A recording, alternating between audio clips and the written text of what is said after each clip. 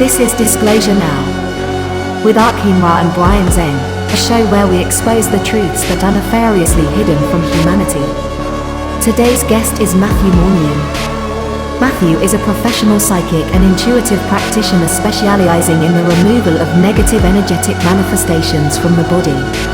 Today's interview covers an extremely wide range of topics from energy healing to extraterrestrial contact. This is Disclosure Now with Arkim Ra and Brian Singh, and today we have Matthew Mournian on the show. And I think I'm just going to hand over the microphone, so to speak, to you and just let you introduce yourself. How about you introduce yourself to our viewers or listeners? Totally. First off, thank you for having me on your show. It is truly an honor. Like we were saying before we started, I think one of the best things that we can do right now and being a part of a multidimensional community is kind of network and share our experiences and our stories and like the uniqueness that everybody holds. And anyway, having said that, this is always the funnest question for me because it's like I never really know how to answer it because it's like constantly changing. But I would say my primary mission on planet Earth at this stage of the human journey is as a professional psychic and what many people would call a professional energetic practitioner. I used to say healer, but I think that's kind of like an overblown word now. I use the term practitioner because what we're essentially doing is helping people learn how to move energy through their bodies and open up layers of non-physical anatomy. And so most of the real healing happens within the individuals that I see on their terms in their own body. But what we do on a daily basis is help open up our chakras, our meridians, energies around the organs. Very, very helpful for people that have experienced phenomenon such as entity attachment, which is very, very common in this day and age.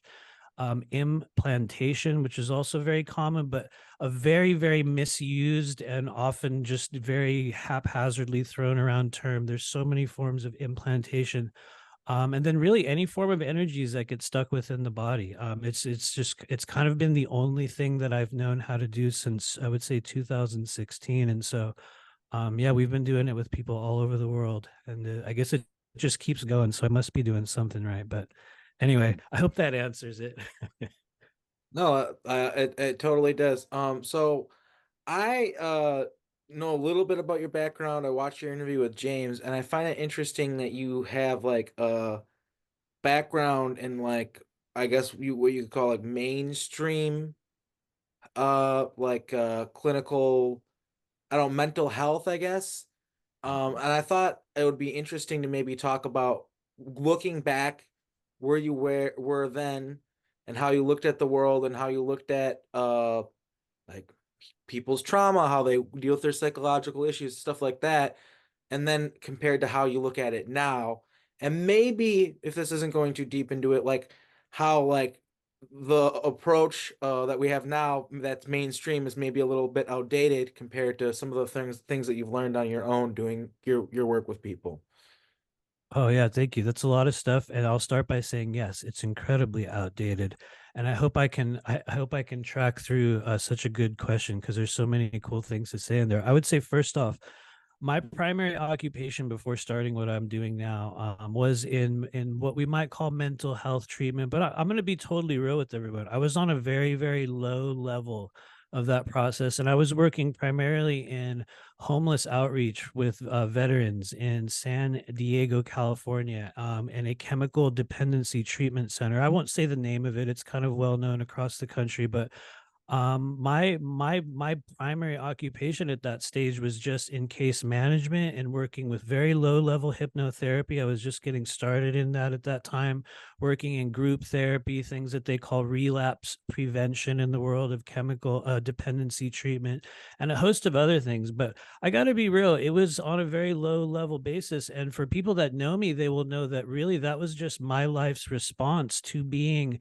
a traumatized drug addict at a very, very early age. And so my sort of timeline shift came even further back from that when I had gotten sober at a much earlier age, around the year of 2000, right when the Y2K thing hit and everybody got weird. And I was going through a dark night of the soul at that very stage of my own journey. And so fast forward many, many years later, like a lot of us on that path, we end up kind of going into an healing area, within that framework. And so I ended up in veterans treatment, which honestly, which was what led to the awakening journey that I had, which, going back to your comment about, mental health treatment, had I have been, what we might call observing myself or considering the symptomology that I had during the first 90 days of my awakening journey, if I was still filtering my experience through what I had learned in, the old school realms, I would have diagnosed myself as having a schizoaffective, disorder and gone to a psychiatrist and got back on meds. And I want to be totally real with you guys. In 2012, I did that very same thing.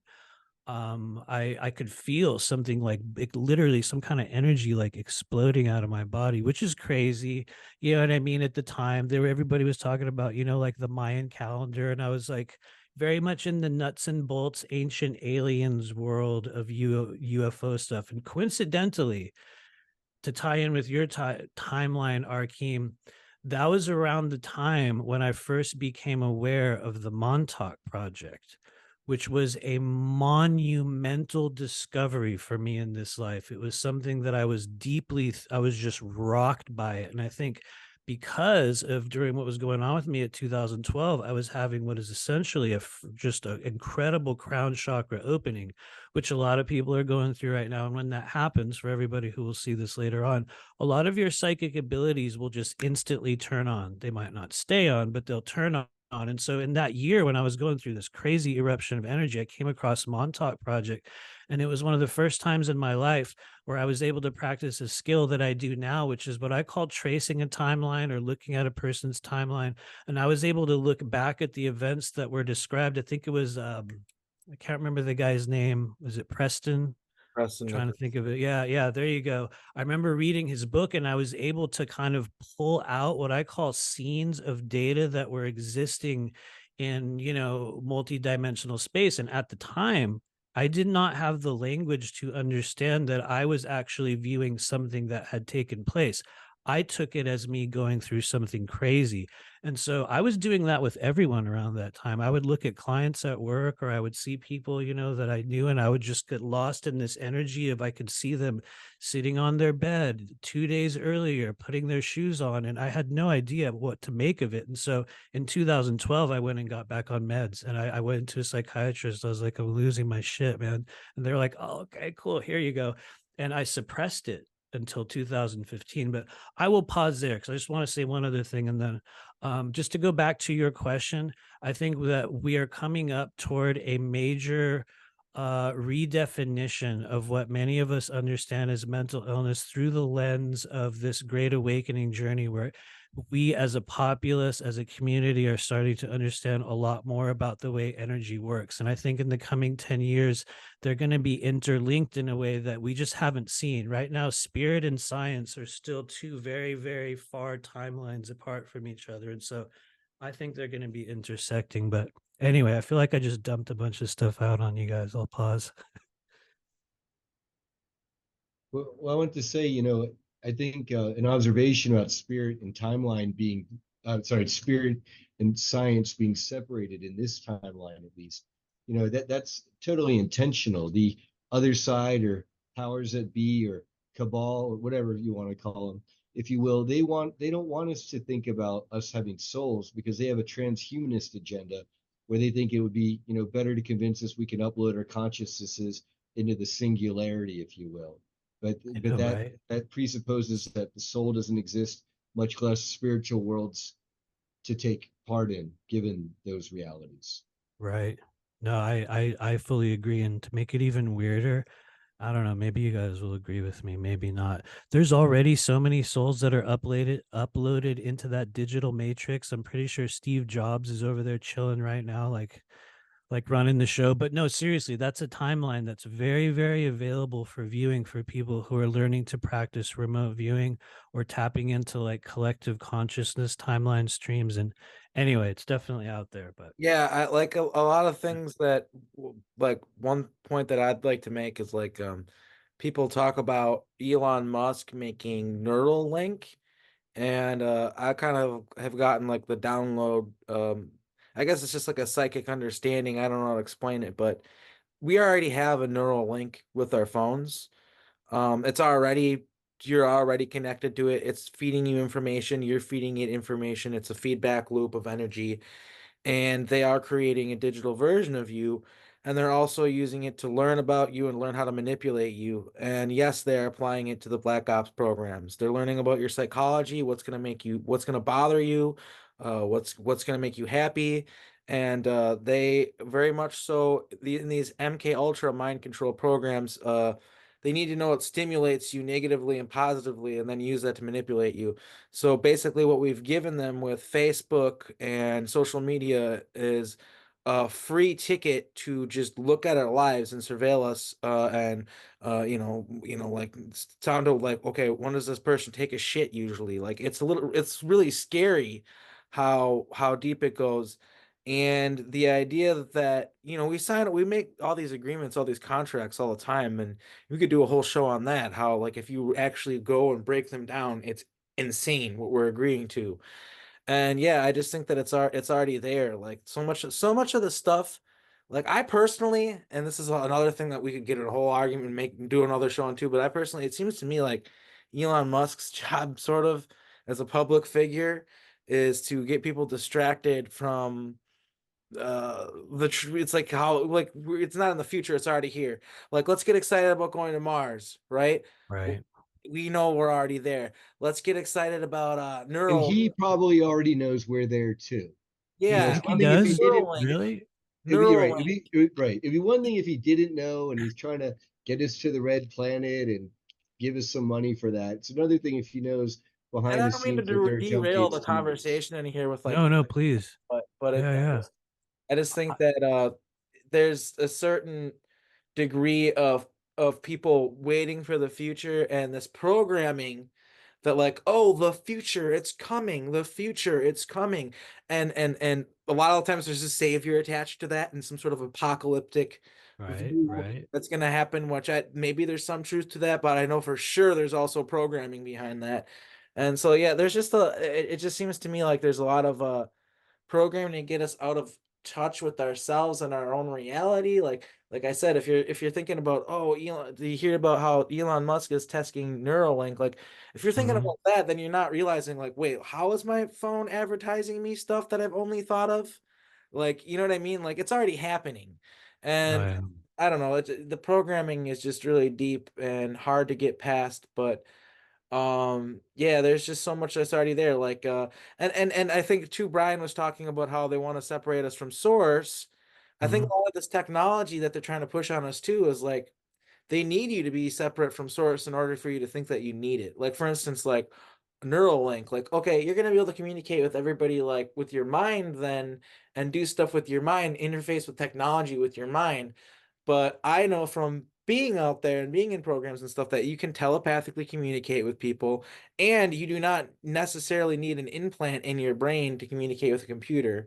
So it's just, I don't know what I'm trying to get at with that, other than like there's there's Brilliant. there's so much that's already happening right now, and they want us to believe that it's some sort of far off thing. I don't know. I think is what I was trying to say. I can't remember Right. where we got to that conclusion, or how we It doesn't, yeah. It doesn't even matter how we got there, but one thing I will say is that I absolutely agree with you. I think that's part of the overall kind of collective timeline shifting process that we've signed up for, and that many people, as we all know, in fact, lots of us have talked it or written it to death already. Some of us will be accepting the organic timeline, some of us will be accepting the transhumanist timeline, depending on which one you want to sign up for. We're all going to agree to live on Earth for probably the rest of this human lifetime. You know what I mean? We're going to coexist in many different timelines at the same time. And I will say, I believe one of the reasons why you made that comment, Arkeem, without knowing it, I'm going to make a bizarre admission here. Okay, seriously, you're incredibly telepathic already, and I think you're probably pinging off an upgrade that's going around for a lot of us right now. You've probably had it already, but I'm just going to say this publicly. I had a conversation with you in astral space 48 hours before you messaged me to come on your show. We had a conversation. Can and it you was tell me just about that conversation? Oh yeah, totally. We were just sitting in a little room at a table, and I was talking about your show with Tyler, and I was talking about your show on Journey to Truth, and you were like showing me like a guitar or something and like a bunch of keyboards like in a corner, and then there was like some guitar pedals, and I was like, "Hey, dude, I really want to do a show with you," and you were like, "Yeah," and then all of a sudden we were standing in the room of that Airbnb at Journey to Truth last year where we had gone to that party. Remember, and there was this weird, bizarre. It was like a restaurant Airbnb that had been turned into like a house. And like next thing, we were down in the basement of that thing because they had like a guitar down there. But I mean, you picked up on it instantly, and that's the thing that like all of us are already in contact within that shared fourth density astral space, but not everyone is able to receive the filtered down messages that we're all already sending and acquiring and Well, you think receiving that and part of the reason broadcasting. why I like hit you up and was like, "Hey, like, let's do a show together," is because of that experience? I think a little bit of it had to do with that. I think part of it had to do with the video that you watched, and I think another part of it had to do with us just being around each other in the same community. Because I had been like watching your stuff for a while, and I was like, "Oh, dude, this guy, okay," So that's you know what something I that's mean? interesting though, is I apparently been really busy in the astral realm because I've had like lots of people tell me that we're doing stuff in the astral realm, like Dude, it's real. yeah, and like one of the craziest example is Penny Bradley. There's Hmm. some neighbor lady that she talked to.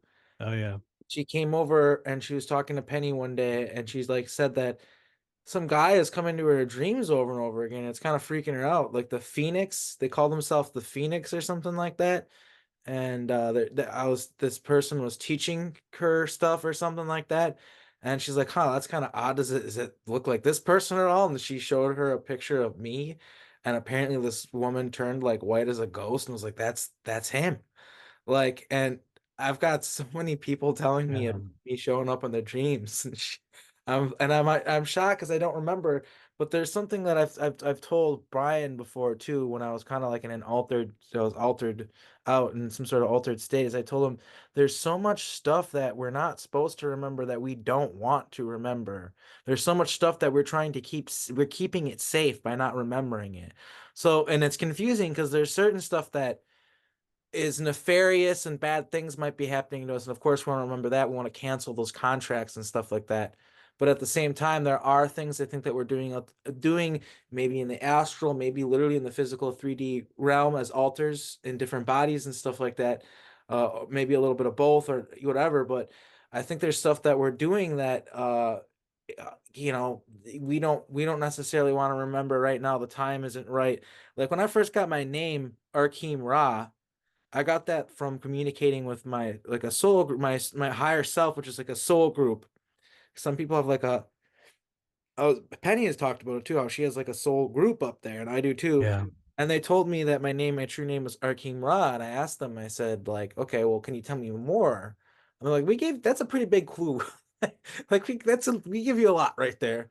And they're just like, if you knew, they said if you knew who you were, they would like they would activate you and they'd come find you and they'd just kill you, is what they said to me. And they said, you need to everything needs to happen at a certain pace and at the right time or it won't happen at all. So just be patient. And that's been a huge message my whole entire life is how Yeah. patient I need to be. Like I had this dream having to do with like a snail, and it was like it really hit me like really hard for some reason. Like the snail was following me around, so I looked into the symbology behind the snail, and it had to do with like a snail travels very slowly, but it always reaches its destination, and so it's kind of like a message like don't rush things, just get there, make sure you're doing it right, sort of thing. And I thought that was really profound, like made so much sense to me at the time. And then on top of it, my niece just randomly she drew a picture with not knowing about this, drew me a picture of a snail. I was like, "Hey, this is for you, uncle," like, and gave me this picture of a snail. Nice. So it made it hit that much more like, okay, this is a real actual message that's going on. So yeah, I really do think that some of the amnesia that we have and the separation of alters and consciousness, uh I think I don't mean to get ahead of myself. I'm not claiming that I'm correct. I don't know everything, but it seems to me that like some of it intentional on our own part. Like there's stuff that we don't want to remember. There's stuff that we're trying to keep secret. There are things that we are trying to protect from these negative forces that have been messing with us. I don't know if that makes any Well, sense. very, very much. Very, very much. Did you want to comment on that, Brian? Like before I launch into a Well, rant? well, actually, yeah, no, I want to hear your rant. I was going to ask you a technical portion of that Yeah. because, speaking to that, then when you're doing sessions with people to regress them or to uncover information, messages that we're asking to hear about, do you, and you're interacting with a higher self, it seems like maybe the higher self can help act as a filter to prevent the danger of revealing too much information before the right time and triggering danger codes or enemies coming after ones, Yeah. things like that. That makes a lot of sense. And to put it really plainly, yes, I believe the higher self is one of the primary filtration points for what we might call the amounts of data, amounts of activation, certain big set pieces, or what we might call realizations or just events that are slated to take place in the human journey. And likewise, I think what we might call our guide team plays a big role in that. But going back to kind of maybe what you were saying, Arkeem, when you were talking about Penny, is that that's an observation that I've made as well. And maybe not so much what I call the dream avatar thing, but the idea that a lot of us operate, our consciousness operates on a collective level, and that there are many aspects of self. And I'm sure for those that have been fractured in certain programs, they're going to have even more of that process. But even like regular people, maybe that haven't been traumatized to that level will still have multiple aspects of self. And this is just an observational thing that I've noticed. I might be wrong as well, kind of like you're saying. It's just a thing that I keep seeing,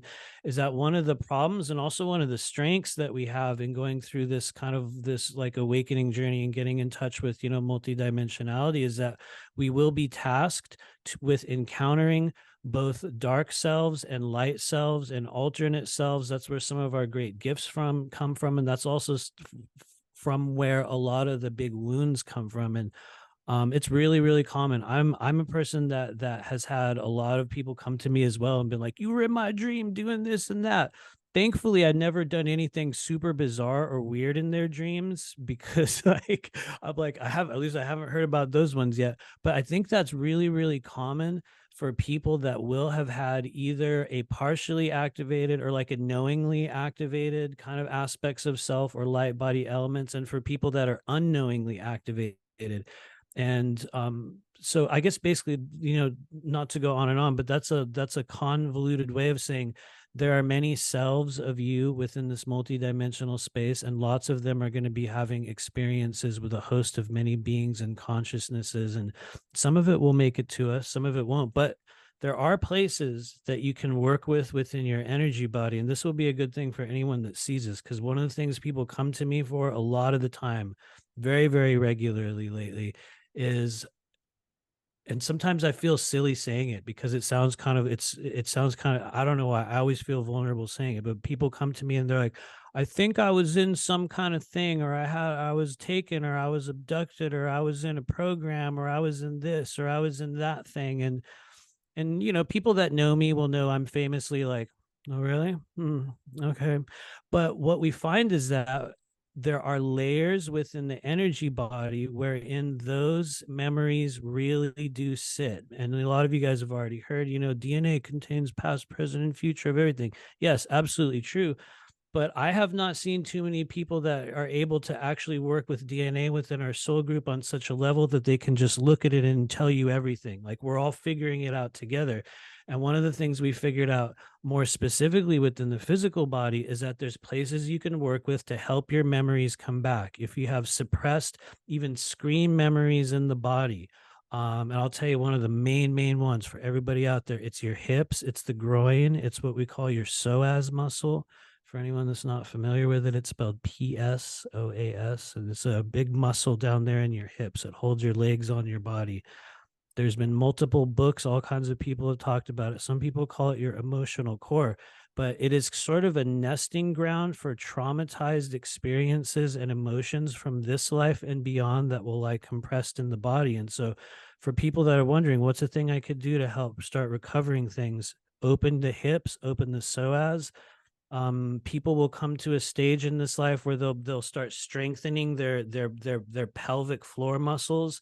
Those are exercises and a number of things you can do. And the hard part is you will also retain traumatic memories. So a lot of stuff will start coming back in, but also your fascia, your lymphatic system holds incredible data. Many things the body tries to erase will still remain in those. And I'll just mention one more, which I think is probably the easiest one to work with for a lot of us right now. The crown chakra. It's absolutely one of the most important places on your energy body. It's one of the reasons why some people will never come to a full awakening journey, because this one little valve on the energy body remains closed and they're unable to receive certain, energies or whatnot. And so anyway, I will pause there. Oh no, I mean that's you mentioned opening your energy, your crown chakra and that valve, and how a lot of people can tend to miss that, especially if they're stuck in the lower chakras. Is there a particular, when you say work with the crown chakra, is there a particular technique or thing that you're Oh yeah, advocating? totally. So first off, I would say like everybody these days has a technique for energy clearing or energy healing that can do essentially the same thing that I'm about to describe. And I think that's one of those things. You see a lot of people in spiritual community, they're like, we're working with the Arcturians and we're working with these guys and we're working with so and so. And everyone wants to claim a frequency of energy, which is cool.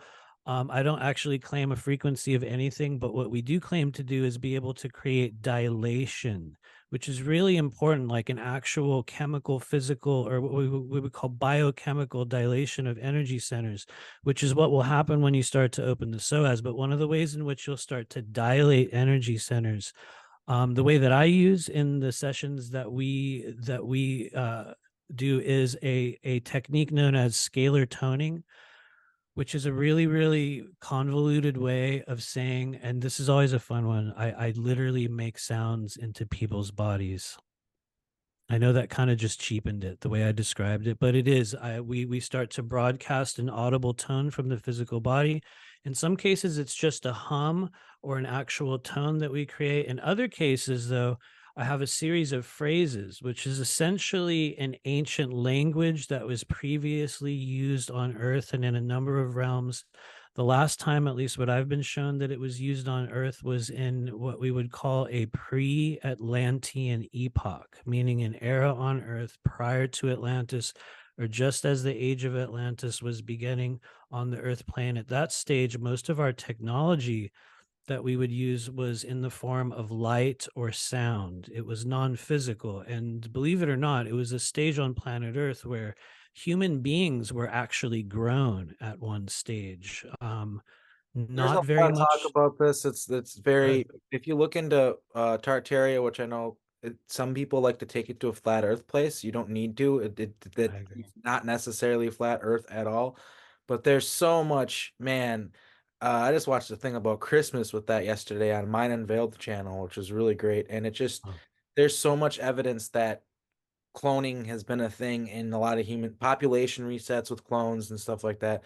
That's a huge thing. And another thing I want to touch on too, not to totally hijack no, you. it's okay. Go for it. Sometimes I feel like I'm a terrible interviewer because I have so No, much. it's okay. Go for it. It's fun. Yeah. But I remember using similar processes at Montauk to program people nefariously. When Mhm. it comes to injecting sound into them and with certain words or tones and stuff like that. It's an ancient form of, it can be black magic or light magic depending on how you use it. It's Yep. a tool that can be used nefariously or positively. And that's something that I actually am trying to, we should talk more about that because that's something that I'm trying to relearn, is that technology that was used on me and other people at Montauk. I want to take that on a real level. And I actually reached out when I was with Brian. I reached out to the guy who supposedly had like Preston's like equipment, but I guess like sound equipment and stuff like that.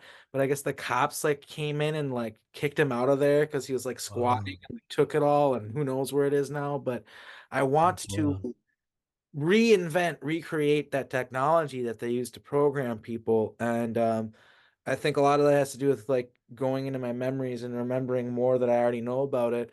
But yeah, I'm definitely interested in talking more about that. And because I believe 100% that is a very powerful form of healing that I've been talking about, publicly. Have said stuff about it before we even had this conversation, that there's this form of programming and healing where you use tones and words and stuff like that. With Montauk, it was actually like you'd be in a room where there's speakers pointed at you and subwoofers, and you're exactly in the middle of it. And they do stuff like create geometric shapes of sound, and that would exist on like a 4D level, and then that would program your oversoul to do certain things and all sorts of stuff like that. So it gets deep and it's real, and I find it fascinating that that you know about that technology and are using it in your work. I think that's incredible. Thank you. I would like to say it sounds very similar, probably maybe identical in some way. And what's crazy is I was also informed upon the discovery and the experiences when it first came in that it could also easily be used to actually shut down the human body, to the extent that I was shown past lives that I had used this technology in which we had formed groups. It was on a previous timeline or a previous incarnational cycle during a great war on the earth plane. And at that stage of the journey, I was, like a lot of us, I had a lot of lives as oracles or, healers or something like that. This was like kind of a what I would call a post-Egyptian timeline after the fall of some great cataclysm that took place during just a key time during that period. There were groups that began to experiment with this technology in a negative sense. And one of the things myself and other people did was we began to disassemble people's bodies, enemies and world leaders, from the inside out. And the way that we did that was, instead of dilating energy centers and opening up organs, it's as if groups would work on organs within the target collectively, and they would literally send a frequency for 24 hours straight into a person's liver or into their heart or into their bones or whatever it is. And it was a very powerful form of black magic that it could be used for destruction. It could be used to rebuild things as well. And so it's a crazy thing. I'm going to be real. I don't know the phrases for destruction yet, but what I was shown was, and this was in December of 2017. I had an out of body experience where I believe I was taken to another plane, and I was met with a extraterrestrial race that some people talk about them here and there. It was probably more, for me, it was more real than real. So I guess I feel kind of personal about them. I don't know if you guys ever had one of those experiences where it's like it was more real than this realm.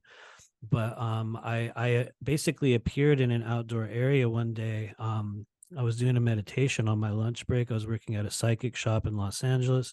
I just went on a lunch break, closed my eyes doing a meditation, and as soon as I closed my eyes, like a switch flicked, and I was standing in an outdoor area, and there was these three men in front of me. One of the three men, I believe, had reversed leg joints. It's just the thing that always sticks out in my mind, where you just see it and you're like, whoa, they're going backward. And they were doing a dance where they were like kind of huffing and puffing, and like they were doing this like weird shamanic dance. They had very dark black, like ultra black, almost reddish skin, just kind of like this natives type looking stuff. And they were doing this dance just in front of me. I think there may have been more. I don't honestly know. I could see three men doing this dance. And in my mind, I was like, what is this? What's happening? They came up to me and they put their hands over my body. They did this thing, like they made a wall over me with their hands. And then they came back around, and one of them came up to me and put his hand out and went and blew this mist in my face. And as he blew the mist in my face, I was immediately transported to this indoor dwelling space. Some of you guys will pick it up telepathically because it's a thing I've talked about on a lot of kind of interviews and stories over the years. But it was like almost like an African looking dwelling, like a very rough cut kind of hut type of a dwelling, very earthen. And to my right over here was like a stone table, and on the stone table was one of those beings, but it was a child, and it was a boy, and he was like laying on this table kind of mangled up, and I could see his head, and his head had this huge gash on it. There was a gash on his forehead, and it was like glowing, and it was like throbbing, and I remember just looking at it like what? and I watched myself, which is always weird when you experience stuff like this. It's like I did not choose to do it. I watched myself, like a movie, go over to him and put my hand over his head and remove this glowing mass out of his head that looked like honestly, it looked like a slug. It sounds so cheesy every time I talk about it. It was like a glowing slug came out of this kid's head, and in that moment this sound came out, and it was like this, it was like this ringing, like a bell, but like this round ooh, like a ooh type of sound that no human could make it really. But and then boom, from there, a couple other things happened, and I was bam back in my chair, just going like, damn, that was a trip. You know what I mean? I kind of talked about it for a few days and made a big deal. But about 2 weeks later, I was doing a clearing on a person. And for some reason, I was like, what would happen if maybe I'll make that sound I heard, which sounds dumb, right? You're like, here I am doing like a actual healing on someone. And all of a sudden I have this feeling like I need to start oohing and awing in this person's body. And I literally did. And I made this sound at this woman's face, honestly, right at her gallbladder meridian, which is right there, just, for specificity purposes. And her body started to shake and she started crying and just going into tremors. And I was like, what? Something happened. And so, that was literally that was 2017. And it's now the end of 2023. And now we're teaching people that language. And so I think we have about 12 or so phrases that I've been able to pick up from the memories that I've been able to retrieve, and from to what we would call, which is always a cringe word for some people, telepathic transmission with these beings. Maybe it's just me, because I always say, like, even if it was something that Matthew's consciousness created due to boredom or trauma or disassociation, even if I just sat there that day and made up in my brain that I had an alien experience and came back with a set of phrases and sounds that I then used on people's bodies, even if I made it up, something still worked, is what's crazy.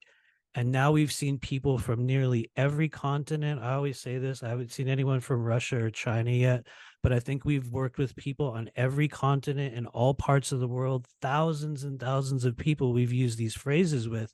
And so it's like we've seen that they work. It's some kind of what some people call words of power, which is even a cheesier phrase when you look at all the lore and fiction around stuff like that. It's like, oh, really? Well, what Okay. it is Go to ahead. me, my interpretation of it is light language. It's light language, and what light language is it's pure language, meaning it's mathematical. The tone light language is a thing where you could speak it in it here and come across the race of beings from way across the universe in a freaking another timeline or whatever, and you could talk to them in this language and it would be very similar if not exactly the same, because there's certain tones and combinations of tones and stuff like, and frequencies of sound that have power behind them and mean certain things, and they literally do certain things. And that's something that we could talk about, do a whole show on, is the bastardization of human language, the whole Tower of Babel story. Yeah. Oh, I yeah. think that that was a bastardization of light language and a separate, a way to separate humanity and make us less powerful. But yeah, I think that's probably a big part of it, is and it's just an example of the fact that yes, words do carry a power, and it's light language, and it's important. I think it's an important thing for people to understand is how they've bastardized human language, and they even use it to program us by having certain words mean the opposite of Mm-hmm. what we say and stuff like that. And we have certain sayings and words that we say that like have hidden double meanings behind them, and we don't realize it. And so there's a lot of really weird stuff going on there with language and sound. And yeah, I just think that you've stumbled upon like a powerful light language activation uh tones, really, is what you've stumbled upon. And I think that that's something that hopefully we in this community learn more about and stuff, and eventually are able to use the power of these light languages and actually speaking with them together. It's something that I've also noticed too is like sometimes certain people in this community, individuals will trance out, and it happened at Montauk, and we spoke in some sort of like dead language to each other, and we could understand each other perfectly. There's even a part where James was recording it, and I can't remember exactly what she was talking about, but one of the people was like saying all this stuff in the light language, and I could understand it. And then she said a little bit of it in English, and you literally hear me say like shit, like on the recording, because it's like I knew what she was saying, and then when she switched to English, it was like it was verification because she was continuing what I was already, and I was just like, this is like we were literally speaking. Like I don't know how to explain it. I just could speak this language, and we all could speak it. And yeah, that's I think not to like beat this dead horse here, but I think that's part of what you stumbled upon as Very a much. form of light language. It's extremely powerful. I very much agree. I'm going to immediately respond to that by saying the experience that you're talking about when you guys were there and someone started spontaneously speaking a language, or you had this transfer of energy, from this light language, or even if it ended up being an earth-based language, that is actually one of the byproducts of when people will have, whether it be temporary or sometimes, although very rarely permanent, huge throat activation. The throat chakra will activate, but more so, there's a couple really important key places within the skull, what we would call some of the secondary chakras, that in order for you to even be experiencing that, a certain energy will have to come into your body, and it's known as the Bindu chakra, which is right in the back of your head, like right here, and then you have one right at the roof of your mouth that they call the Talu chakra. And so there's these weird combinations of energy that will take place when a critical mass hits the body, where if like 1, 2, 3 places in your body activate at the same time, you can have collective experiences where, just like you're saying, people will start speaking a completely different language or a made up language. And I believe the term is known as xenoglossy. If anyone wants to look it up, it's such a weird word, xenoglossy, XENOGLOSSY, xenoglossy. And it's been oh God, I hope I gave the right name. But anyway, it's a well-documented phenomenon where people will suddenly have that. And there's cases where people will also get a big head injury and they'll wake up speaking a different language, or they wake up with a crazy accent or something, which is also real. But strangely enough, I actually had that experience in 2015 when I was going through this was early 2017 when, we were going through all kinds of crazy stuff, myself and a number of other people. I was in Mount Shasta, California, with a person that was kind of one of the only mentors I've ever had. And I don't know, that's a good point to make. I have not had many teachers. I've not had many mentors in this mission, which is both good and bad. I've never taken a class on psychic anything. I've never took a tarot class, a chakra class, none of it. I was like, everything was self-taught, everything. But I had a couple key people in the beginning. And I had this experience in 2017 where I was just walking through a crowd of people, and there was a group of German men just speaking German. And I was talking to my friend. Honestly, I think I was telling her I'm going to get my jacket or something. And as I was walking past, I suddenly started speaking German. I've never spoken German. I was telling her something else, and my words and my voice came out as German. And she was like, "What? Like, what the hell did you just say?" And I was like, "What?" And it was like, boom, it was right there. And those are real things that happen, man. It's very real. Congratulations. You know,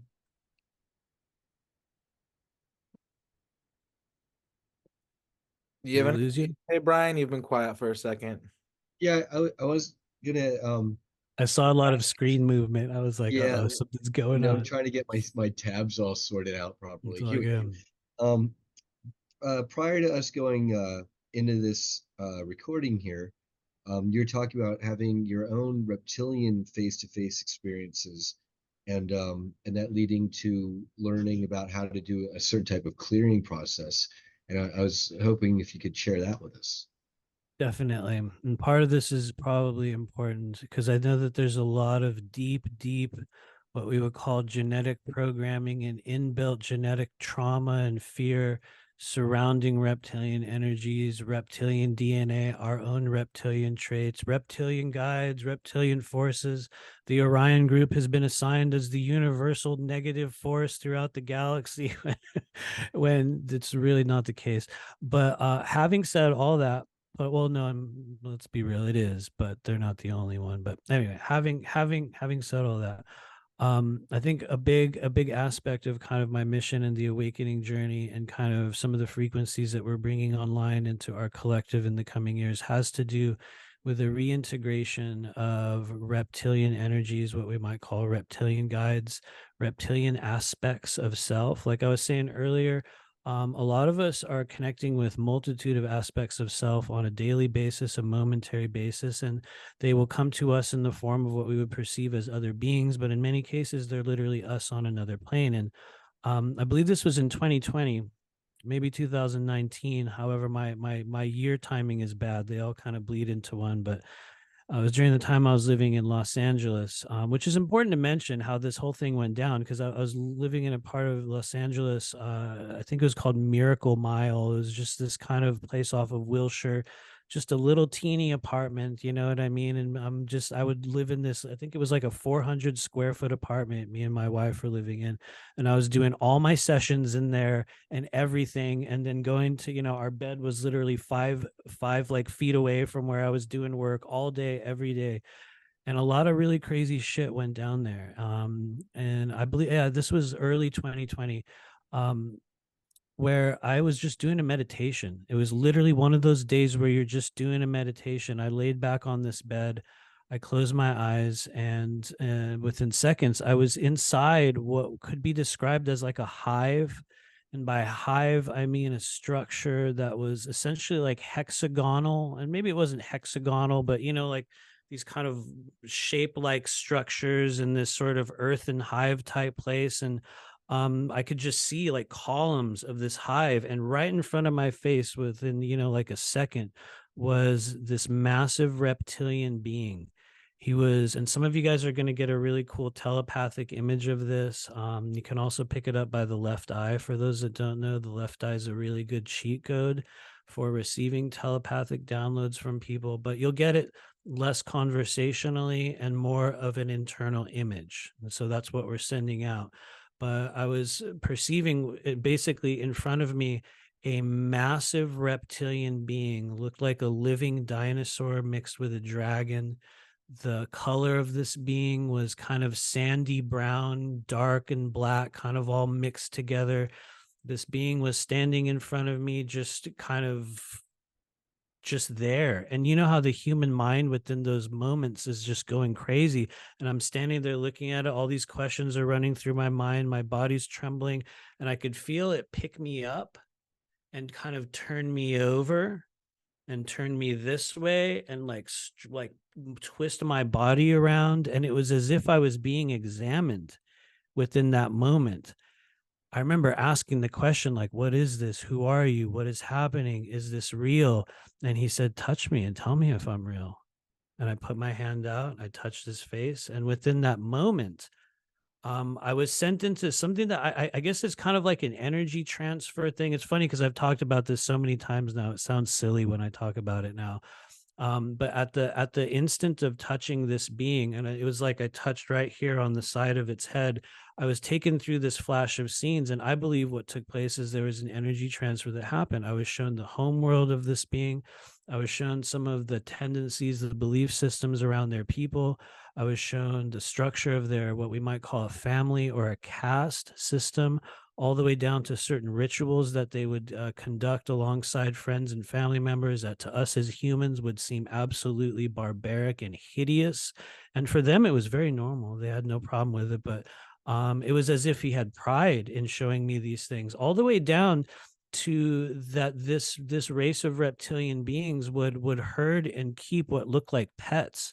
And they had like these kind of like iguana looking smaller beings that would accompany them on like just places. And they showed me probably the most gruesome ritual kind of interaction that I saw within that moment. The one that sticks with me now was that there's a process of honor killing that these reptilians would go through, wherein when one of the family network or one of the village or whoever it is, tribe, I don't know what the right term is, when one of them showed weakness or cowardness or sickness, they would do a ritual killing where everybody in the vicinity would all just descend on it and take a piece of it and rip it to shreds.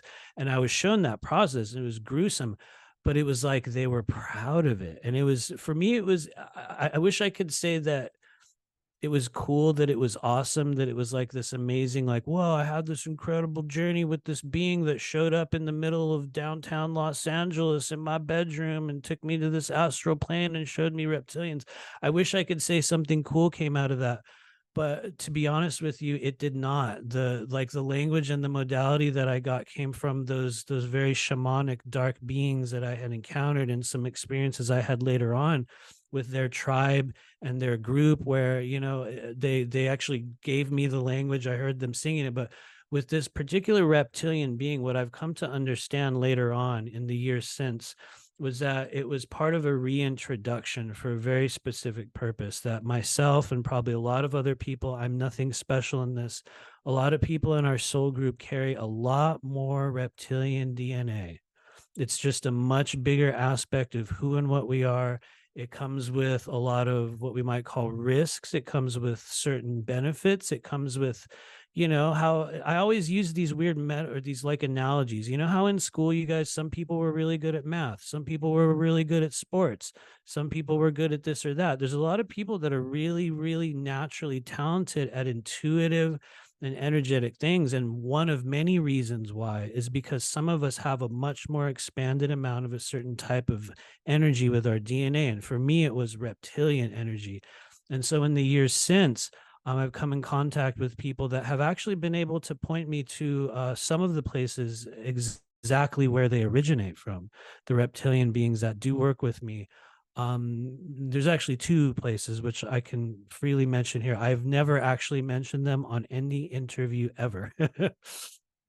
So I actually had to check in with the person that gave me this data to say, like, is this a thing I should be spreading around? And he's like, yeah, I don't care if you don't care. It's really your thing. So if you want to mention it, you can. So number one, what I was shown was that one of the physical races of reptilian beings are they have a common thread within a lot of members of our soul group.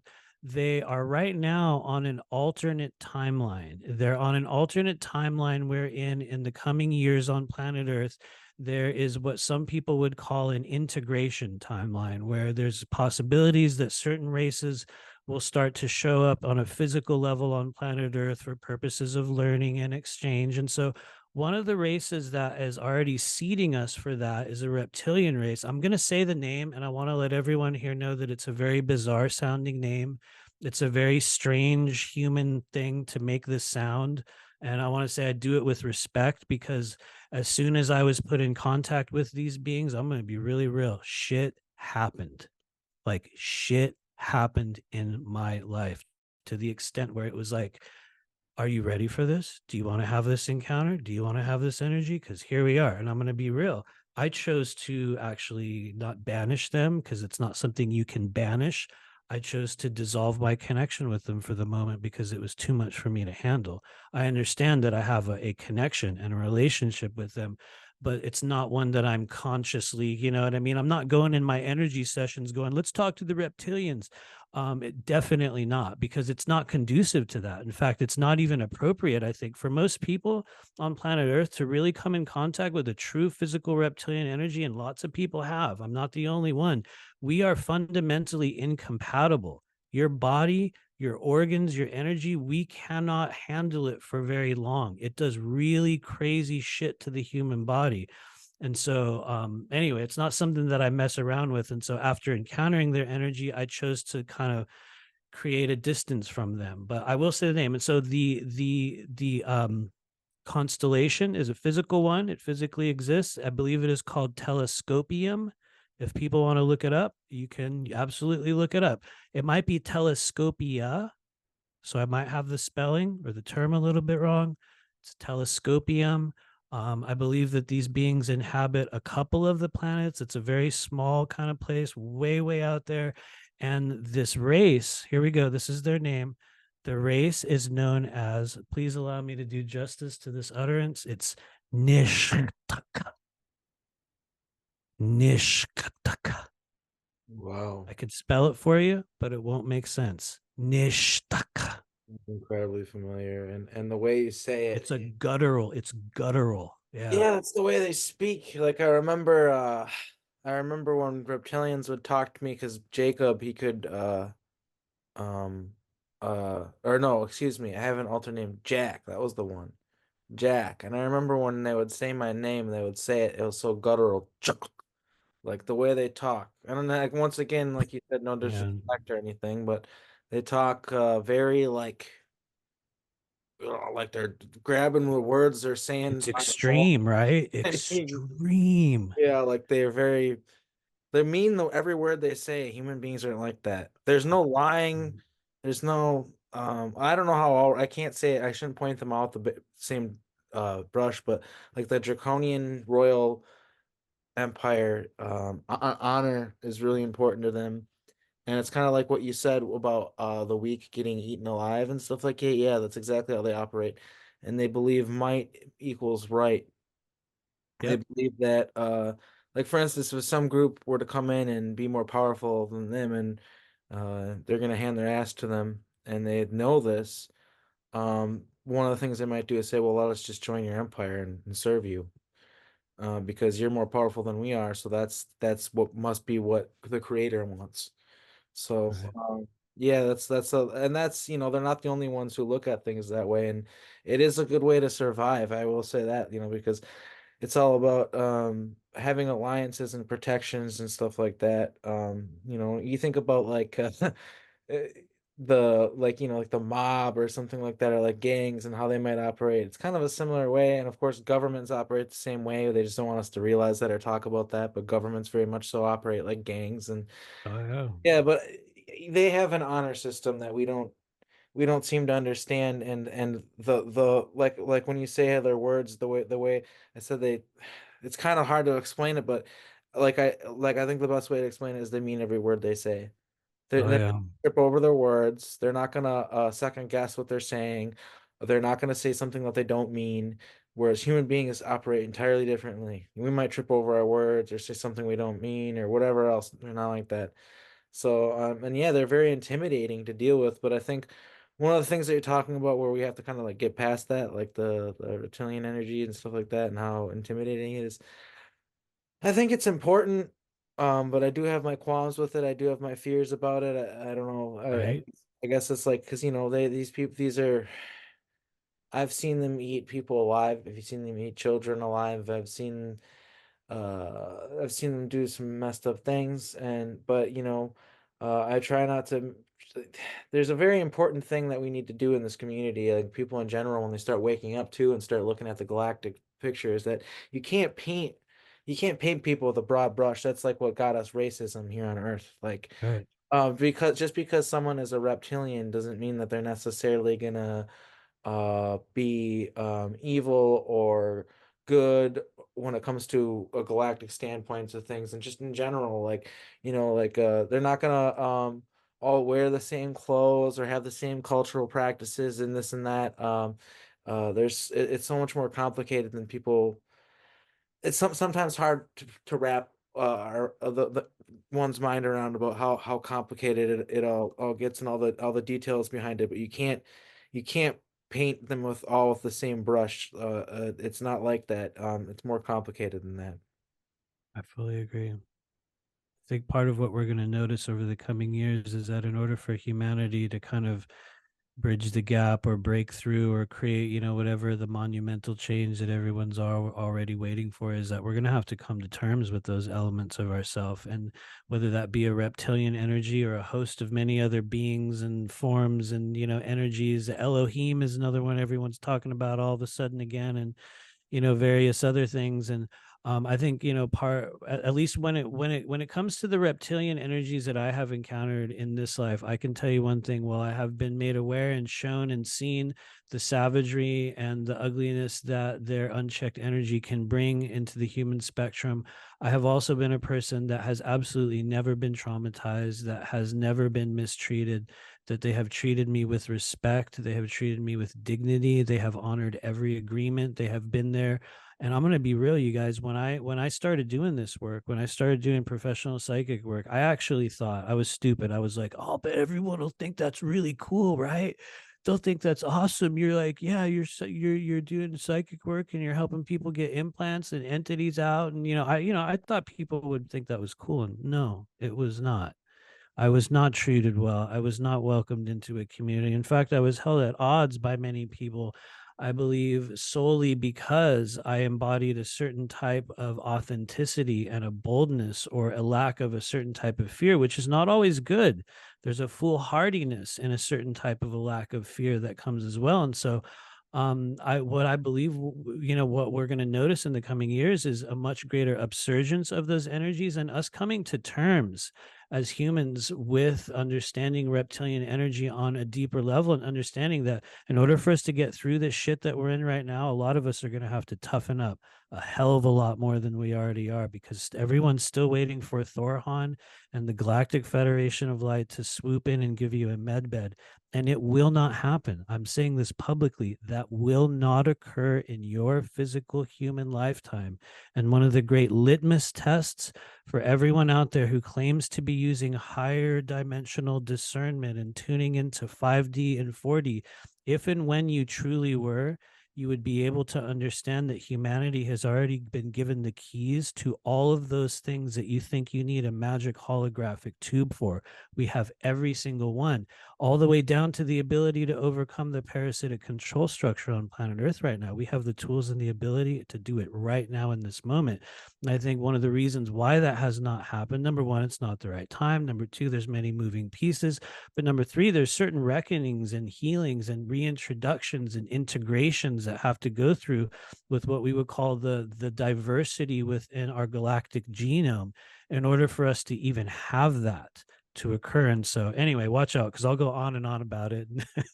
But that's kind of how I see it at the moment. So I mean, it sounds like the concept of to reach greater heights, you got to be able to plumb the lower depths and deal with those and do the shadow work. And if the reptilian energy can be associated in some cases, you've got the dragon wisdom energy, the benevolent ones as well in certain cultures, like Chinese culture, they talk about that. But then you've got those darker energies that definitely is on the other side of the new agey, wishy-washy, just everything's all love and light, folks. And that seems to ignore the spectrum that you've been willing to go into and work with. And you mentioned, Matthew, that in terms of reptilian face-to-faces, you said there were two distinct types of reptilian races or species.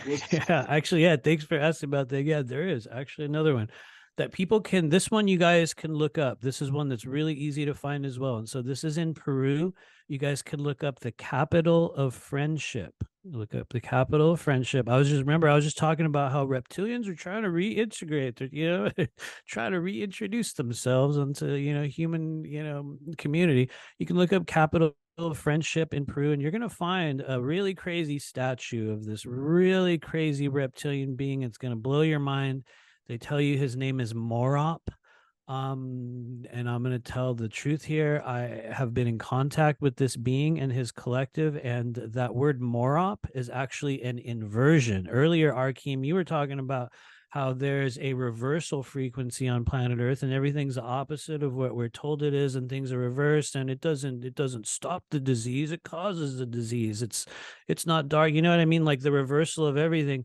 That reversal frequency also applies to what we might call certain beings, collective, all kinds of things, even energy sources on planet Earth, and we could even say certain substances, their frequency has been reversed.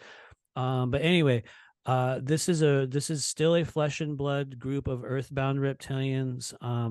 This is a being that stands as what we would call a gatekeeper between here and what some people call the lower astral planes, and it's a living, breathing being. There are many of them.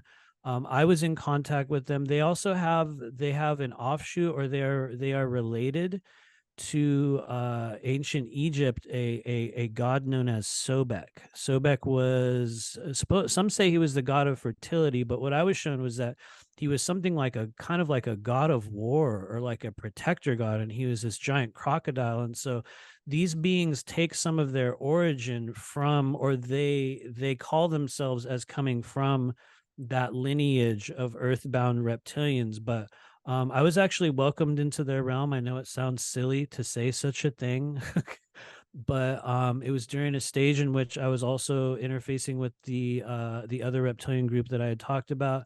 And in this case, I found that statue. It came to me online after I had had a 2-day experience of this meditation where I would enter into this realm. And this is a gruesome thing to talk about, you guys, but a lot of you guys are going to pick it up in your mind's eye. I would move into this realm where I could perceive this gateway that was like a planet, and the surface of the planet was a black sea full of writhing, torn up bodies mixed with alligators and all kinds of reptiles. It was like this massive sea of destruction and death and pestilence that surrounds the gateway to their realm. And so when I initially perceived it, what I was shown is that any being without authorization that attempts to breach this layer will be eviscerated by this energy. And so I came back to it somehow the very next day. I did a meditation, very next day, and like, boom, I was right there again. Only this time it was like I went through it. And it sounds really dumb to say this, you guys, but it was like I was on a tour, because I could feel that there was other people. So you were given permission. You went the first time, you saw the barrier, but the second day, whatever beings, they said, hey, let's grant Matthew permission to cross the barrier and get a tour. I believe so, but just in the speaking of that sounds to me, I'm like, that sounds dumb. But obviously that's what happened, because I returned there the next day. I could feel consciousness with me. I moved through the barrier. And as I moved through the barrier, I was able to see very, very quickly, it's a holographic layer that's projected as a gateway over this realm. It's a spherical design. So when you enter it, it's like you're entering a planet, very much like one would enter the inner Earth realm. And so we moved through this gateway. And what I noticed as we moved through the gateway, it was like I was moving through like a bush, like a thicket, you know what I mean? And you could see all these thorns. And what I could see in midst of the thorns were these little glowing lights. And for a while, I thought I was inside a being. But when I looked at it and kind of like I was able to perceive on a greater level, I realized it was a hive. Kind of like earlier, I was saying that I had also perceived another reptilian that was in this hive structure, although this one was organic and it was very dark. And anyway, we moved through this thing and up through these passageways, and that's where I was brought to what looked like an altar, and there was those crocodile god statues on each side. There's these statues of the pharaoh. There's this big red light that came in. And I was brought up this long stairway as if we were going up a pyramid. And we went up to the very top of it, and there was this red doorway. And the doorway opened, and get ready for anticlimax. And something came out of it, and I don't know what it was because I couldn't see it. I could not perceive it. There was a conversation that took place, and I could not perceive the conversation. What I do know is that me and the beings that were with me, whatever reptilian beings were there, they made us stand in these poses. We had to stand in these movements and hold our bodies in certain ways, very Egyptian-like. Very honestly, it was, in my opinion, it was Egyptian, because from what I can recall, we had to put our left foot forward or one foot in one direction. And I recall doing some Egyptian Qigong years ago, and it was like you would put one foot forward and then hold in these places. And so we just held our bodies in this place. And I remember looking down at the ground around me, and there was like skeletons of people who had also been there. There was one of them had like a conquistador armor helmet. That was the thing that I remember, because I looked down and I was like, what is this? They had like this helmet thing on the skeleton. And I wish I could say I knew what else happened, but when that door opened, it was like something canceled, which I think happens to a lot of people when you go through certain experiences. It's like you'll only go so far. And anyway, that being or that race, when I heard them or when I received the vibration, because it wasn't auditory, they made a sound like oh rum. It was like this big like oh rum. So my understanding was that their name Morop is an inversion, and it's oh rum, like a oh, like this bum bum, like this big kind of booming sound. And so yeah, they I guess they've killed a number of physical humans over the past few years. Humans will venture into caverns and places in South America. They'll go missing. It's a yeah, they're pretty gruesome beings, but they taught the humans a lot. They taught us a lot of shamanic clearings. They taught us how to remove spirits of the dead from the living. They taught us. Which Go ones? ahead. Yeah. Which beings are you talking about? The alligator-headed ones, or the ones that look like the statue in Peru? The statue in Peru. Okay, just wanted So- They're kind of the yeah. same, right? They're linked. Those They two are. Well, what I was shown was that they are related to the ancient god Sobek, which, if you want to get technical, sounds so dumb, which I've also encountered, but not directly. But anyway, so yeah, they're still flesh and blood. They're still existing down there. There was a period on Earth where they were able to live alongside the natives in that area, and they coexisted quite well. They were given, there's a lot of exchanging that took place.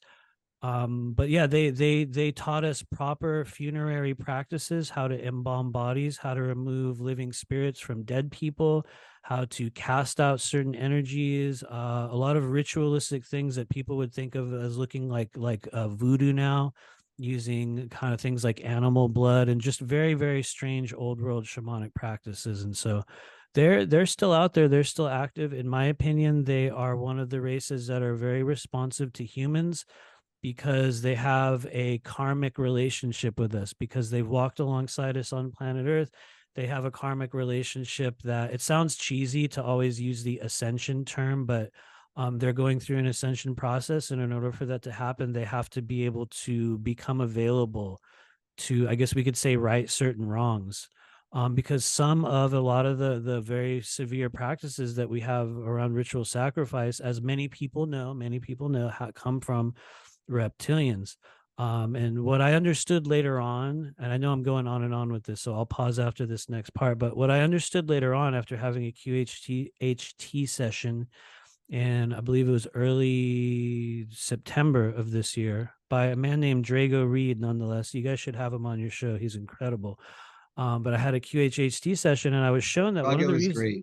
Yeah. Yeah, we know we've actually been. I've been in communication with them, and we are trying to get him. Yeah, But anyway, let's hear about this. He is legit. Oh man, where was I going with that? QHHT session with Drago. Oh, thank you. I had a QHHT session, and I was shown that one of the reasons why it had been easier for me to connect with these earthbound reptilians, and also the reptilians that we might call off planet or on another timeline. Get ready. This is going to be even. I know there's going to be so many people that are going to watch this and cringe. They're just going to be like, oh my God. And then Matthew said this. No, I'm not in a secret space program. That's not what I was going to say. What I was going to say is that there was a time on Earth where a number of us had incarnated in group form, meaning that one of the early stages of incarnation for souls as they go through the journey on planet Earth is that during that process, we will incarnate into the bodies of many beings at a time. And one of the incarnational cycles I had was in South America in a much, very, very long time ago, in which my soul came in as a reptilian entity, and I actually incarnated in the body of an entire tribe of South American people. And it was very ugly, because we were part of a group of beings that influenced them to begin the processes of human ritual sacrifice. And we literally altered their timelines. We altered their lives by influencing these beings. And it was a stage where a consciousness can act as a sometimes permanent and also temporary group walk-in. And so that's an experience that a lot of souls have had as we've encountered on Earth. And so to make it even weirder, as I had encountered as I had incarnated as a being that had disrupted their timeline, I actually came back in a later incarnation during a cycle when I had served as part of the Knights Templar for many, many lifetimes. In fact, it was like a repeating timeline, which is bizarre because some of us will have an incarnation where as soon as we die, we'll return right back to the same time and live that process over again from a different experiential point of view. And it's like you can be multiple people in that incarnational process. And so what happened for me is that I incarnated again as a Knights Templar many, many ages later. And part of one of the missions we undertook was to go to South America to actually kill and find a reptilian being that had been inhabiting and infecting certain native populations to engage in ritual practices. Our assignment was to retrieve or kill the being, to obtain their technology and their knowledge. And so I actually went back to face myself and the group that I had come from in a later life. However, we were unsuccessful. And that reptilian consciousness that was inhabiting and controlling those tribes had become so powerful at that point that it actually chose to murder the entire tribe of beings. All of the people were murdered as sacrifice for that being able to return back into the earth and was never caught. So it's a bizarre twist and turn where we go. And anyway, I hope that makes sense, but got pretty weird out there. I mean, it makes a lot of sense in terms of you then encountering these beings in this lifetime, the here and now, and even though some aspects of encountering them have been gruesome and not pleasant from a human perspective, you've been given wisdom and knowledge to then go forth and assist others, and maybe that would help offset some of your karmic bonds from these previous incarnations. I would certainly like to think so, because I do believe that part of our incarnational cycle is that we will repeatedly return to situations and moments and processes that we had a hand in creating. And in some cases, we will resolve them. In some cases, we'll complete them. There's no guarantee that any of it will happen in the way that we plan. But I think that to me, that makes absolute sense because, in kind of looking at other timelines that I've shared, and this is a process that other people can begin to unlock in their own way. I want to say there's nothing special about me doing this. It's just that I'm at a stage of my life where it's the only thing that I have to do now. So I can spend a lot of time exploring such things. This is the only work that I do, but I believe that many people that will encounter this information, probably you guys as well, have been a part of many orders and many lifetimes of all kinds of beings and all kinds of things. And as crazy as it sounds, I think a lot of us are going back and encountering ourselves in future form. And I mean, if you want to go into the law of one specifically, they talk about how as we move through 6th and 7th density, one of our primary maybe not duties but choices, maybe we could say choices, is to reach back and to begin actively assisting those versions of ourselves that are on those lower planes. And so to me, I think it's an experience that we all have. Some of us will document them, some of us will think that we're just making it up, but yeah, anyway, I feel like I'm ranting at you guys, sorry. No, that actually is a really great point to make. Yeah. So there's been some pretty intense examples of this. People going back and projecting to themselves in certain moments to give themselves love or whatever it is to help them get through certain moments in their life. And yeah, we really are trained and programmed to underestimate our psychic abilities and our psychic gifts and our intuition. And they try to cut us off from source and get us to not trust our gut feeling as much as possible, because that's the way to take advantage of us and be able to use us. Yeah, I don't know. That's really the point. I think that's what I'm trying to say. I guess I don't know. No, I feel you. It makes a lot of sense. Okay. Matthew, since you've been doing so much work out there in the community, with whether you want to call them star seeds or people who've reincarnated with missions or whatnot, and it's kind of like, I think you say, oh, this might sound weird or whatnot. But I think maybe 5 years ago, 10 years ago, now I think there's a lot of people who speak your language, it's Oh, not an totally. odd thing. You're not speaking gibberish to me, or Arkeem, I don't think. Um, what do you see out there amongst the masses? And then, in addition to like everyone awakening, do you see a general a flow of the herd, a general direction, or is everyone kind of just like a herd of cats scattering every which way? It's a very good question. And I think maybe it sort of depends on where the momentum within your primary soul group is leading you. Meaning that I think depending on who you're associating with and what you're interested in and what sort of kind of themes of current reality you're following, it could be a very, very different experience. I would say if there was a forecast that I would have in terms of maybe something that I've been working with, things like psychic activation or activation of multidimensional channels within the body, I think where we are going as a collective, um, what I've been seeing, honestly, and this has been years now. So this is funny because somebody asked me this a couple years ago, and I'm about to give the same answer that I'm going to give now with a couple things added on. But we are still knee deep in a collective throat chakra activation, meaning that that's a really big kind of catch all term for a wavelength of higher dimensional, more purposeful, more authoritative, more meaningful, more authentic conversation and expression that's coming from people, whether you're in this soul group, whether you're in like nuts and bolts UFO disclosure soul group, even if you're in like a political soul group right now, because some people, the be all end all right now is world politics. But for a lot of us, just being able to continually express and explain and voice our truth, literally the way you guys are doing right now on this show, the way I do on mine, the way lots of people in our community are showing up on YouTube or in some form, and we're just talking about our experience, we're sending a message, even if we don't know what it is. I think the ways that you're going to be able to track waves of collective activation is by noticing the people that are popping up and stepping into those aspects of their mission. So throat chakra is a really big one. You're going to see a lot of people doing a lot more kind of energetic healing work. There is what I would call kind of a collective fire activation, if you want to get elemental, that is igniting within a couple specific places that I've been seeing with the people that I see in sessions.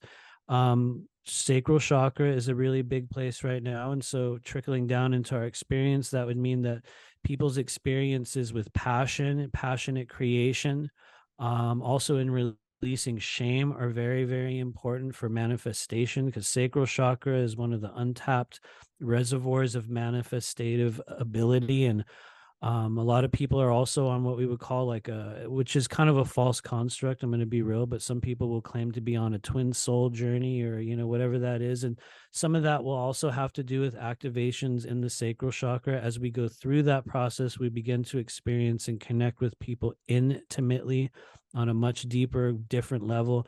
That coincides with the pericardium, which is a place I've been talking about a lot. If anyone watches our channel, they'll probably hear me talk about it. It's the layer that surrounds your heart. It has everything to do with who you connect with, how you connect with them, how you perceive your body image, how you look at yourself in the mirror, how you receive love, how you give love, who you're attracted to, who's attracted to you. All those mechanisms and behavior cycles in your life, it's not that they start in the pericardium, but that's just one of the channels in the body where a lot of it goes. And so those are places where people are experiencing tremendous change. If you want to go into the meridian body, I would go, with pericardium's a really big one. And I would say gallbladder and liver energy. And so what does that mean, experientially, is coming to terms with resentment and anger and rage, in some cases hypervigilance, which is like a kidney energy. What we're seeing is people not so getting caught up in implantation and entity attachment. Now we're seeing people that are getting caught up in stages of activation because there's unresolved emotions in the body. And so as we continue to activate, though, before I go on and on too long, what's activating behind all these things, like I'm mentioning sacral chakra, liver, gallbladder, all these places, one of the big abilities that's showing up for people right now is claircognizance. In fact, if you want to get really technical, it's kind of one of the first main psychic skills that activates Claircognizance being the ability to just know shit psychically.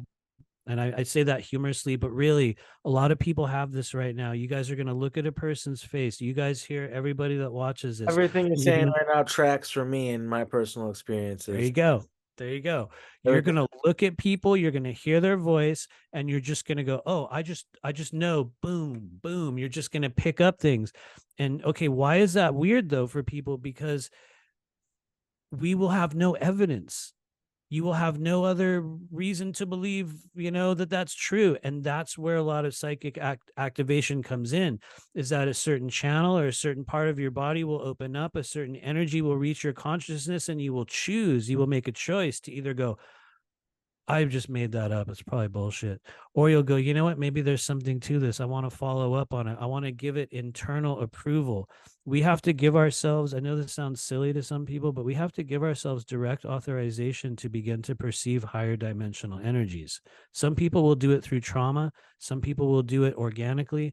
Other people with real good installed belief systems, we will have to give ourselves permission to move past the barrier in your mind that says, dude, you're making that shit up. That's not real.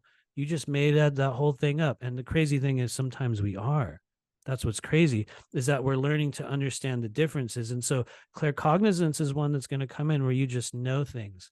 Another one that's very common right now is telepathy, which shows up in many different stages. I'm a good example of low level. I'm not like it's like I know enough to know I know nothing. And it's like you can send a mini text message telepathically, sometimes a really good one, but I'm not having full conversations with people telepathically, for the record. I talk about that a lot. I have in the past, though. What you'll notice is that's a fleeting state where it comes in and out, and you'll have to maintain pieces of yourself. But what we are experiencing very effectively is the ability to interface with another person's consciousness, just like I did with Arkeem. And here's the thing, Arkeem, maybe you've already thought of this. You're probably going to do readings and healings or some kind of work in the future, because you're a very bright light on the astral plane. It would make sense why certain things have happened to you, because some people are just noticeable, and they'll be like, oh yeah, there's that dude. Yeah. You know what I mean? People are going to find you. And so the way that you can learn to use that telepathic ability is to find the image of that person, go into a meditative state, this is an important part, create a meeting place within your internalized realm where you will encounter their energy. That's one of the most important parts. They call it the control room. Other people that use structured hypnotherapeutic or certain types of remote viewing practices will also have a similar technique, but you create a meeting space. And what you'll find is that with repetition, you will start meeting with people that are within your vicinity, people's energies that are around you. Sometimes people that you're focused on or have trauma with. So it's not always a direct link in the way that you want, but it's a thing you have to work with. And for those that continually practice that, going into that room, having a conversation with that person, what you'll find is that you will have an affinity with them. And it's not like people will suddenly go, hey, I feel like I kind of know you, or I have an urge to talk to you. It's that your souls have already talked. And so some people call that higher self interfacing as well. But what it is kind of a low level version of organic human telepathy, wherein the first experiences that we have happen in the astral realm and trickle down into our physical body. And so it's kind of like you're addressing it at the source. Now, there's other ways as well. There's eye to eye telepathy. There's like literally portals that you can send energy through into people's bodies. There's access points. Hopefully I'm not just blowing you guys up with all kinds of data, but there's access points within your energy body where if you learn to aim energy or your consciousness at those access points, you will have a much, much greater effect on that person's energy or your energy reaching that person. And anyway, I feel like I'm ranting at you. If you have any comments or questions. I mean, it all falls under the realm of energy work and psychoenergetics and spiritual work for sure. Yeah. And I think that's why, I could see one eschewing the term healer as kind of a catch-all, and when you look at remote viewing, that's one level of just viewing it. But then if you can psychoenergetically interact with, say, a being that you're remote viewing, that's another level. Oh yeah, you can even remote influence your reality in this now moment. We actually just did in September. We did a remote viewing and remote influencing class. It was the first one I've ever done. It was an overwhelming success. It went incredibly well. Like, I don't know, I'll probably do another one next year, but that is also funny you mentioned that, one of the number one most effective and easiest psychic skills to acquire. Some people are masters at it. Everybody can do it. It's kind of like playing the guitar, as you'll know. Anyone can learn to play a couple chords, D, C, and G. Anybody, right? Anybody can do that. Some people will pick it up and you will be like, oh, okay, I know this. I know what to do. And that's how it's going to be for some people. Some people are going to be just experts at it. But everyone can learn it. Remote viewing, telepathy. And so really, I just want to wrap up with one thing. The key element when you're learning to send energy to people, because some people will see this conversation and they will try to do that. And I think rightfully so. I think we're in an era, we're entering a golden age or a renaissance period of intuitive and multidimensional things on earth, where you're going to find that these topics are just going to get greater and greater. And so I believe it is rightful to experiment with these abilities, as long as we do so with the proper intentions. And so people are going to hear this and they're going to start reaching out to people, and trust me, it's already happening. But honestly, I encourage people to do so. I think for most of us, we're not really at a stage where we're going to be creating real damage in a person's energy field by, focusing on them. In fact, most of that damage will trickle back onto us when we don't know what we're doing. Although it is very possible, some real smart people will see this and know that it's very possible. But most of us are still just kind of reaching out and getting, streams of energy out there. And so I encourage people to explore and, work with those abilities, lean into especially the messages that you receive when you're first waking up in the morning. This is a very, very, very important time for everyone, because there's going to be these open gateways on the body. One of the number one portals for energy is the back of your head, the crown chakra, and a couple other places we can go into. But as you wake up in the morning, those places are naturally open. They just naturally dilate as you're dreaming. And so a lot of people are going to receive sort of downloads or energy as you wake up. It's incredibly important. It's kind of better than the sleep one that happens as you're going to sleep. But anyway, I could go on and on. And No, lots of messages come to people in the shower, and when they're getting that hot oh water, yeah, back of the that's head for sure. Like messages will come through. And then I that's a think, really big place. Yeah. when you're talking about doing energetic work and people learning how to do that, especially at a distance, I find like the most effective way, at least for me, for that I found in my own just experiences, is that as long as whoever you're thinking about, you're sending them love and thinking about them in a loving way and thinking about what would be best for them from a higher perspective. It's kind of like, well, I've got to this is hypothetical. Let's say I had a cousin who was suicidal somewhere across the country and I never got to see him.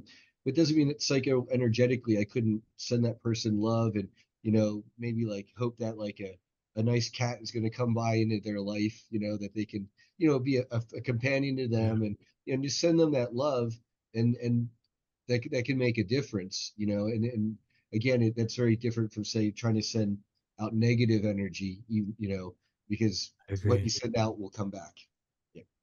I very much agree. I've also noticed the higher self will stand as kind of an arbiter or a filtration mechanism for people that are sending untrained, just jagged energies out. And, when you're sending, and it sounds kind of trite to say it in such a way, but when you send loving and positive, high vibrational messages, and you're attempting to do so telepathically, there's a lot greater chance that the receiving person's higher self is going to allow that energy in, rather than you sending like a fuck you message to them. You know what I mean? It's like a whole different ballgame. But here's where you got to get really real, because at the same time you also can send horribly bitter, disabling, negative energy into a person's body at the same time. So it's like this weird, like, what? It's absolutely possible. It's really all about intention. And then a missing ingredient that honestly I should probably mention here. Hopefully I'm not making this too too long for you guys, but there's a major missing ingredient within our kind of energetic soul group, within this, group of beings, that I think gets overlooked so often. Everyone talks about, abilities. Everyone talks about star beings. Everyone talks about the galactics. Everyone talks about this or that. What a lot of people don't talk about is that the prime source of energy within your body that allows you to use those abilities and maintain those connections and open up the portals within your energy body is your vital life force energy, the chi that exists within you. And one of the things I rarely see is people within our community that are in an influential perspective saying, you need to begin opening up your energy system through things like qigong, through breath work, through, a lot of people talk about detox and parasite removal, which is incredible. It's one of the key elements. But there's a deciding factor between people who have these experiences for, like a few months in 2023, and they get in touch with the Galactic Federation, or, a mantis being comes in their room. And I'm saying it humorously and kind of, sarcastically, but I mean it sincerely as well, because these experiences do literally happen for people. And the deciding factor between them being just a thing that happened for 3 months in summer of 2022 and it being a normal part of your life that you are working with and coming to understand, the deciding factor is cultivation of your energy body, continually restoring and doing self-clearing work, learning to work with your chakras. It's not like you're going to become a healer, but honestly, number one most powerful tool I have ever picked up since 2015 was qigong. Above anything in this living human world, it was the first time when I was actually able to control the intensity of emotions that I was receiving from other people. It was the first time I was able to control the triggers that I would just get from seeing people out in the world, and I would just absorb their shit and like just sit there in my own world, like, just like, how we do in like our own mind. I was just in there swirling around with it. And I was, beset by all kinds of entities and beings and horrible, horrible traumas as a kid. That's like 4 other shows altogether just in that statement. And the first time in my life when I was ever able to control it or have some sort of solidity where I could go, like, kind of sounds dumb, like in the Matrix, where they're like, when they just slide out of the way, was when I started doing qigong. It was the only thing that changed it. And so I hope everybody does it, but hardly anybody does. So anyway, I've heard of from a friend of mine living in China. He doesn't live there anymore, but he lived there for quite a long time. He said that he saw commercials for, like, basically, like, it said, like, on TV, like they basically would say, like, if you practice qigong, you're gonna get like taken over by demons and all this crazy stuff, and you're gonna want to kill your family, and yeah, all this weird stuff. And then I also had like a teacher in high school who turned out to be a mason and like a handler and stuff. But anyway, he told me how his wife went to China to learn qigong, and she had to wear a blindfold when she got on the plane and got flew to the wherever this place was where she learned all this stuff, because the if the Chinese government knew where they would go in there and kill them all. And yeah, yeah, it's like a so apparently, for whatever reason, there are powers that be, if you will, whatever you want to call them, that really don't like qigong, especially over in the Far East. But I'm sure over here as well, it's similar, and it's something that doesn't always have to have the same name. People might call it different things, but yeah, it's deeply powerful spiritual practice that has practical use in the real world, big time, and there's a lot behind it. And yeah, something to think about. I haven't really personally thought about it in a long time, but I'm glad that you brought it up, and that kind of reminded me of all that. yeah. I honestly recommend it to everyone, which always sounds, this is literally how it goes.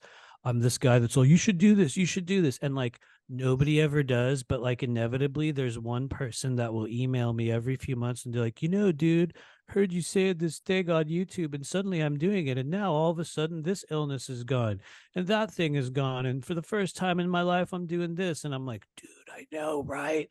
And so I say people will come to it if and when it is needed, but other people will find a completely different way. I think that's just the path that I took. And I think if there's one thing I've learned over the past few years of teaching people how to do the very same things, is that there will never be a one size fits all method for awakening or strengthening or attuning the human energy body on any level. There's no one size fits all. And that was a thing I had encountered very early on, because when I first kind of realized that I was meant to do psychic work and I just launched myself into this, I was blessed because immediately I was self supporting. It was like a miracle.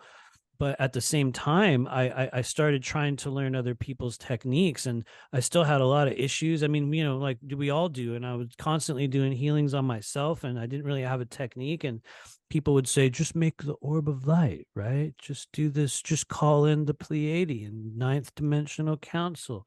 And I was like, okay, cool. Yeah, yeah. All right. How do I do it? Well, you just say it. You just say it. And I was like, okay, I call it da da da da da. And I remember doing all that stuff, and I would sit there and I'm like, and nothing happened over and over and over again until I literally started making up my own way. And I was like, oh, okay, I guess I'll do it this way. Guess I'll do it that way. And what it taught me was that, number one, there's no one size fits all method for opening up multidimensionality in the body, but that each and every person has their own unique channel or method or ability. And I think that's kind of one of the mission stages I'm coming into in 2024, is that, we are proving to people that every single one of you, every single person that hears this broadcast, every single person has a very powerful and distinct psychic ability. And you're living in an incarnation right now, especially those that hear this. You are living in an incarnation right now on earth where you made an agreement for that to be offered to you. The ability to awaken, to strengthen, to empower, to move into a new vibration. There's no requirement. You don't have to do it. A lot of us get another chance. Everyone always says, like, I'm not coming back to earth, right? Everyone's like, I'm not doing this. We always come back, you guys. I know a lot of people got a lot of opinions about that. We always come back. Might be 20 billion years in the future, but you'll come back. Maybe you'll come back as a god or some kind of being, but we all do. And so you're living in a time right now where you have made an agreement to begin receiving or continue receiving those. And there's a million places in which you can get it. But my hope is that people will just believe in themselves. You're not a useless eater. You know what I mean? You're not at the mercy of some tyrannical, parasitical government. You're not at the mercy of the World Economic Foundation. Like, every single thing that we're enduring on Earth right now can be shifted. But anyway, I'm kind of going into a soapbox. No, It's kind of the soapbox stage. Anyway, well, I mean, I've got to benefit, Matthew, by doing a session with you. And there's your website here, rememberyourmission.com. And I know we want people to be able to find you. And yeah. it looks like we got you right here. And I'd say the session that you did with me, it was quite amazing, especially all the swords, the sword imagery or symbolism that was drawn. I remember you had like cards, like sword cards. You had a lot of swords, dude. You had a lot of swords. Yeah. So I hope that people find you online here and get to, if they haven't already started on the path, or however you can help to be a catalyst on their path. Thank you. They certainly do somehow. I don't know how it happens. We are definitely not on the cool list. We are on the survivor list, where it's like there's some force of energy that shows up, and it's like this thing just keeps going, which for me shows me that I'm doing it right, because very few people know what I do. I'm not on everyone's show. Hardly any people know about us. Nobody wants us to do their events. We're like on the sidelines of everything. And I think that's because you will find that that's where the realest of the real people are. There's certain people who will come into this just to do the thing, to be the thing. You know what I mean? It's like you don't need to be seen for it and noticed, because it's who you are. and what you do. And so I guess in my own ego mind, I would like to think we're one of those people, you know, like the real ones on the side that are actually in the trenches. I call them the multidimensional trigger pullers. So anyway, yeah, The thanks for more having me authentic on your you show. are, Oh, the more authentic you are, the more you're going to get banned. So there there you definitely go. is a proportional relationship there. Yeah, absolutely. But anyway, thank you guys. Thank you guys for having me on here. If there's any other questions or anything. I think we can wrap it up. It's been a good conversation. We really appreciate you coming on board, and speaking with us, and it was a really fascinating show. A lot of ground that we covered, and yeah, once we've gone through more guests, we'll have to have you on the show again, maybe in the future, and also I'm gonna be on your show in the future. The multi-dimensional trailer park. What? Yep. Yeah, so that should be interesting. Yeah, Um, totally. Totally. and Thank you. yeah, I just hope everybody is well. Everybody watching this, thanks for tuning in. I'm gonna end the recording now, and Thank you, have Matthew. a good one, everyone. Take Thank care. you. Thank you.